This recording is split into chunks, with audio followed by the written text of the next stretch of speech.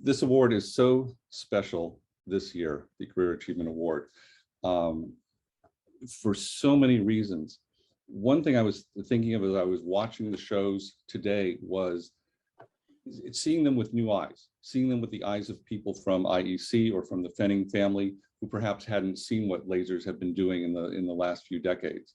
I also have a friend from college. I studied laser art together, and her little private notes are just like, this is amazing. I can't believe this. If we only had this.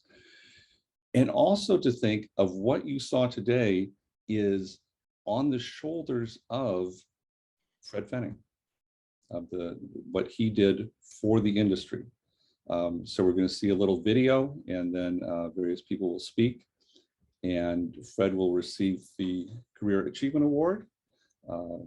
Very rare. We have a couple of Career Achievement Award winners here with us today. Dr. Timofeyev from Orion Art Multimedia, who you saw before. Jennifer Morris, of course. Alberto Kellner, who you just heard from, Career Achievement Award winner. Don't forget to wear your medals next time. Lothar, Career Achievement Award winner. So we have quite a number. If there's anybody I've missed. Okay, and the rest of you will probably get yours later. I'm just kidding.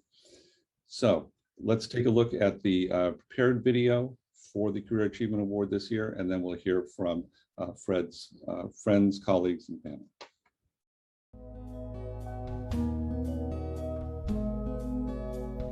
For 2021, ILDA's highest honor, the Career Achievement Award, goes to Frederick Fenning of Laser Displays Incorporated and Image Engineering Corporation.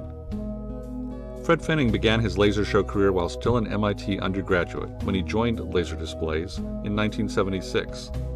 There he developed one of the first laser systems to incorporate a data tablet for image input. He left in 1979 to become a co-founder of Image Engineering Corporation, where he developed many innovative laser systems. Fred died in a private plane crash in August 1997. Afterward, the ILDA Technical Award was renamed in his honor as the Fenning Award for Technical Achievement.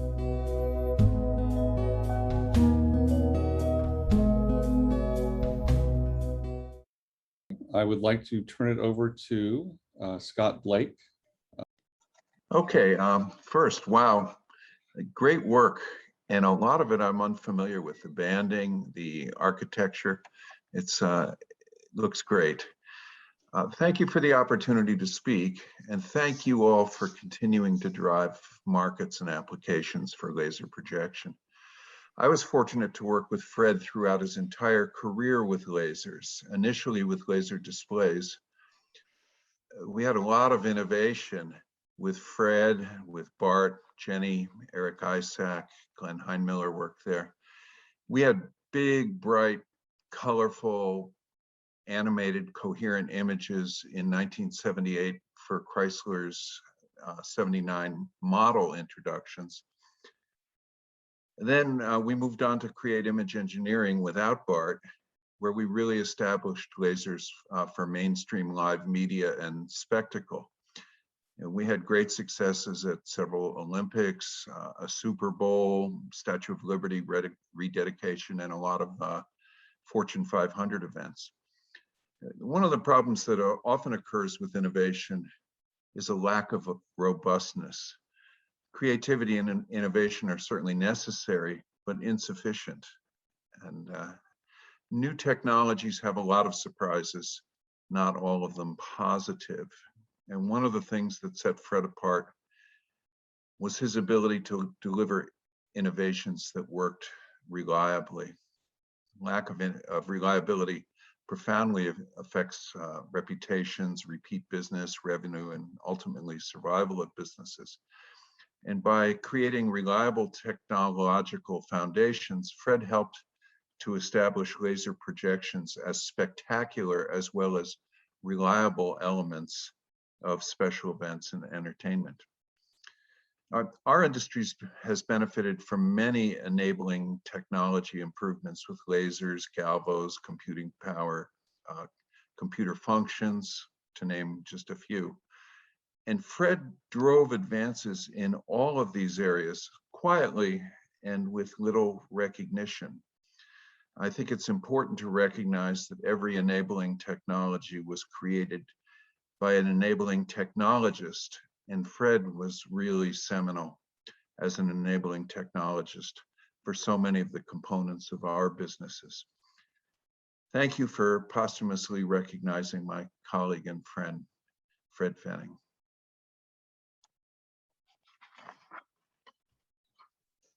Thank you very much, Scott. Next, let me arrange my screens. We will have the great honor to hear from 1992 Career Achievement Award winner, Jennie Morris. Jennie? Thank you. Thank you, Patrick. It's a pleasure. It's totally a pleasure to be here. I guess I want to say first that I'm not wearing but I do have my award, and I have honored, I've cherished my trophy for 2 decades now. But I do want to talk about Fred, and in another mode, in a way, to say that he was also a person who understood other people's talents and cherished and fostered them, encouraged them, and brought along so many people in my sphere. And I know there's a lot of affection for him out there. I'm going to share a few pictures. Won't go on too long, but if you give me the privilege of doing this, I'd like to show you an early picture of an ILDA gathering and some things about Fred. But you'll have to disable my screen sharing if you want to see those. Your screen sharing should be enabled now. Okay, I love that. It's very tricky, this world of sharing. So if this is visible, this is the kitchen of image engineering in, I don't know, somewhere in the late 80s with the group of people and Fred and his colleagues and our first ILDA, I don't know, officers. So it was a big moment. And I've been so impressed tonight to see the diversity of people. It was almost like ambitious to name it the International Laser Display. So I think we had one international member group. And now I look at you all and I think this is remarkable. And Fred was part of getting that going. You know, he was certainly devoted to it. He was also devoted to our company and developing people and to welcoming people with this is the panel that he developed for our central control system that we called the hard machine, because it was an alternative to a software or soft machine. There's lots more detail I can share about that, and I will do so later. But I really want to remember Fred as a person who loved the detail of his instruments, who built instruments for people to use, to love, to grace, just like we do our musical instruments. So as a person, I can't say much more than to say he was lovable. He was lovable. He loved his family. He loved his company. He loved his friends. And I'm utterly honored to give this award to his brother, Walter, who is here in his stead. We miss Fred, but we welcome Walter. Thank you. Go ahead. Yeah, thank you very much, Patrick, Jen, Scott. I'm just overwhelmed. In fact, I get a little choked up even thinking about this whole situation and my brother Fred. Just honored that I could even be here and take this award from from your organization. I can't believe the things you're doing with lasers. It's I'm overwhelmed by it. Anyway, we all wish he could be here in my stead. I'm just going to say a couple words. I'm sure he would have thanked everybody that his co-workers and associates and business associates, people that worked with him over the years, and said thank you for all that they've done to help him out. I got the award right here, and as I was looking at it, I was thinking, what would he do with this award? He had quite a sense of humor, and I think he might have created something out of this, either with a laser or a hologram, or done something with it to have some fun. And I think we can think about him that way too. So anyway, I've created a little PowerPoint that Patrick will show. It's just a short thing. I read it, sorry about that, but I wanted to give a lot of information about him in a short period of time. But believe me, that PowerPoint's from the heart, and not just from my heart, but the whole family. So thanks again for the opportunity. Thanks for the award. It's very precious. Thank you. Hi, I'm Walter, one of Fred's brothers. He had an amazing technical mind, as you're all aware. Here's a brief view of him from a different angle, the side his family knew. He was the firstborn of Fred and Lucille Fenning. Before he knew it, he was the oldest of 8. We knew him as a kind and generous older brother who often talked about things we didn't understand. At age 3, he took apart and put together a radio, and it worked. He did the same with a camera. Fred was an eclectic youth with many interests: electronics, photography, music, AV equipment, and flying. He collected coins and large insulators from electric poles. He built all sorts of things in his shop in the basement, including a radio station, of which I wish I had a picture to show you. It was a panel about 8 feet long and 6 feet high, with buttons, lights, and dials, some of which he confessed to me were non-functional and just for show. He created things such as this lap counter for slot cars that lives on today at my brother Joe's house. He had a whimsical sense of humor, and those that knew him well could see this was an important part of his personality. If he delivered something in his van or plane, he called it a Federal Express delivery. The doorbell at his house was Bill Cosby yelling, "Hey, someone's at the door." He loved The Simpsons, Rocky and Bullwinkle, and despite a no TV on school nights policy in our house growing up, somehow got a pass to watch Rowan Martin's Laughing. College at MIT was his awakening to the possibilities and opportunities not available where we grew up. One thing he really embraced was his fraternity, Tau Epsilon Phi. He had a lot of good friends and spent a lot of time repairing and upgrading the frat house. One of his first improvements was a hanging couch, as you see, quite popular. Another object, which was talked about to this day, was the Tepaphone. It was an elaborate communication system that could call any room, act as a doorbell, and even allow you to call down to the basement washer and dryer to see if your laundry was done. Here you see him using his personal voltmeter to test the circuits. He remained active in his fraternity for over 20 years. He brought coffee and donuts on Sunday mornings, hung out, and helped the brothers work through difficult schoolwork. He was a mentor, teacher, role model, peacemaker, and continuity for a generation of young men.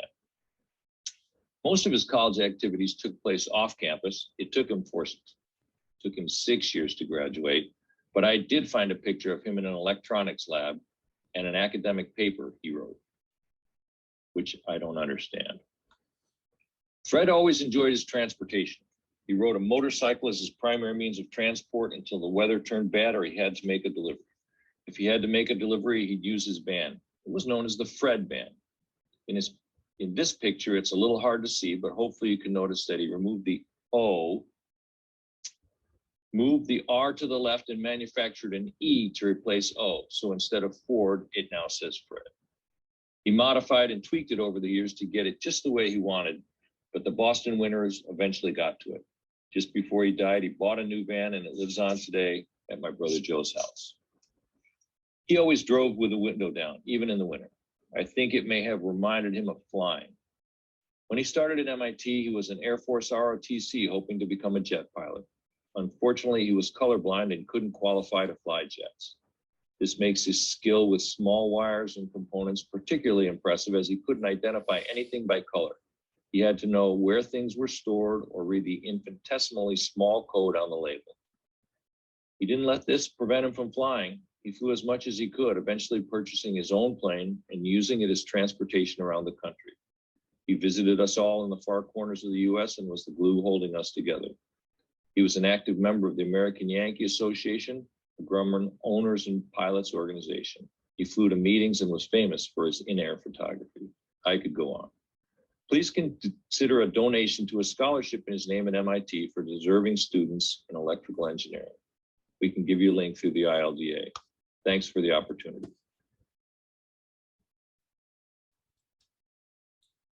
Thank you very, very much for that. Great to see those images. Next, we have remarks by Stephanie Kays, who will be speaking to us from Uruguay. Okay, so hi, I'm Stephanie. I am Frederick's niece. You just saw a picture of me with the van with my older sister. As you can tell, Frederick's loss is still profoundly felt by my family. We think about him and miss him all the time, but he remains on with us in stories we have passed back and forth for the past 25 years. It is so pleasant to hear new stories to add to the book of Frederick that for so long has not changed. While one never stops feeling the loss of someone so young with so much potential yet to give the world, it is such a comfort to us, the family, to know after so long he is remembered so fondly by so many people here. Thank you for honoring his legacy in this way, because he was truly someone special, and he, to this day, is truly loved. Thank you all. Thank you very much. I'd like to ask if there are any other family members who would like to speak briefly. We will have an opportunity after this concludes to just have an hour or two of just general get together like a reception. But if there is any other family member who'd like to speak formally now, just raise your hand or speak up so I can hear you. For example, Faith, would you like to say anything? I'm too busy with not having dry eyes. Okay, well, thank you. Thank you. Okay, then I'm going to officially end the official part of the 2021 ILDA Awards and this very, very special Career Achievement Award. I am so glad everyone could attend. And now please, we'll have an informal reception. Just hang out and everybody can speak up all at the same time.